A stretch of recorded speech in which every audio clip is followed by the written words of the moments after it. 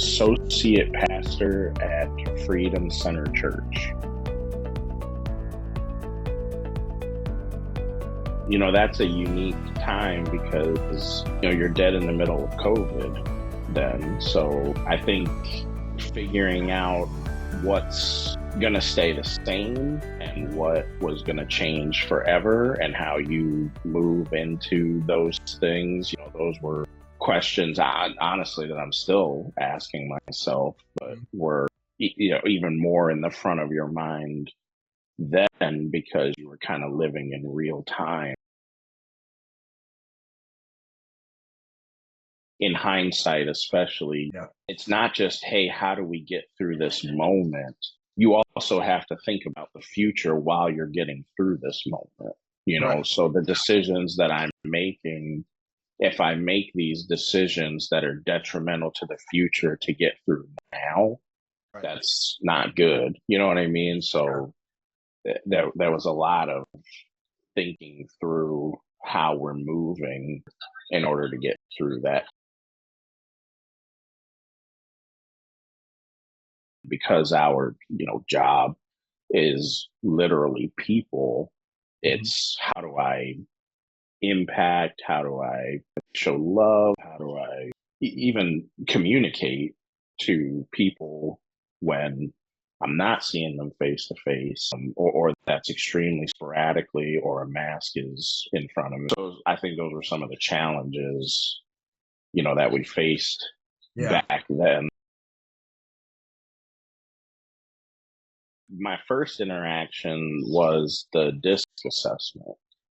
Our first interaction was the squared tables. So that was kind of my introduction to Mayner Leadership, and was that DISC assessment, and then the session after we took it that kind of broke down and explained everything. Doubts and fears, I don't feel like there was any of those. One of the things that I think the DISC assessment did that was the most effective, in my opinion, was opening the door for me to understand personality types that were different than me. Me being an SC, I look at an I, and they're telling me this story, and I'm like, yes.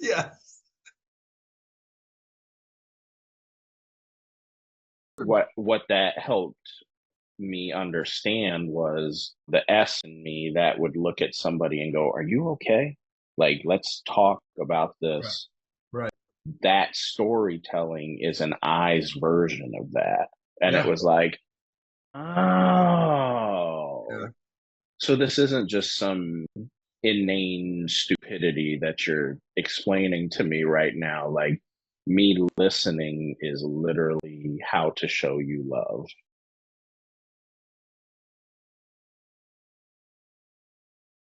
The other one that sticks out is that box, the 4-quadrant box. The Eisenhower box, yes. Yeah, that still to this day sticks with me. It helps me understand what I have to do, like only I can do. Yeah. And then where I can delegate things, and then what just doesn't need to be done that we do already.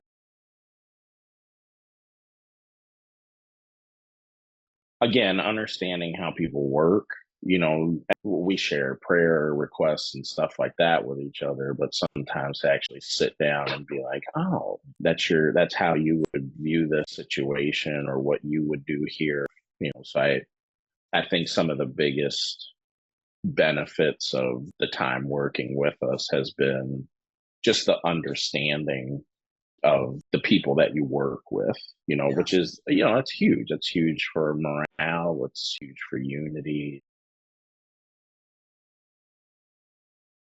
There's things that you say that are important, and then there's things that you do because they're important to you. If growth is important to you, you prioritize that. You sacrifice for that. You pay for that. If you feel like you just can't quite get over the top, or, your organization is growing, your church is growing, working with somebody like you guys is a huge thing to be able to at least get your brain flowing on what those next steps could be to move to the next level.